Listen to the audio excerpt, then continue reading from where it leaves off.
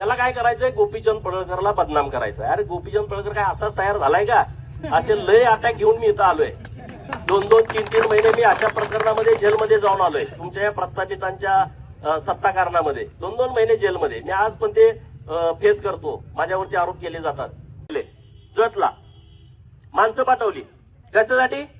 गोपीचंद पडळकरनं कुठल्या व्यापाऱ्याकडून वर्गणी घेतली का? त्यामधला एखादा व्यापारी घ्या आणि त्याच्यावरती खंडणीचा गुन्हा दाखल करा. अरे जयंत पाटला, तुझ्यासारखा भिकारी अवलाद गोपीचंद पडळकरची नाही.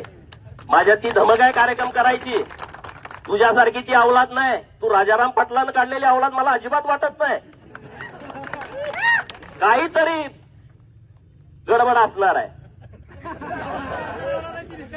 एवढ्या खालच्या लेवलला आता माझा दांडियाचा कार्यक्रम आहे गरबाचा. ये माणसं पाठव, डोळं तिपून जाते तुझं कार्यक्रम बघताना.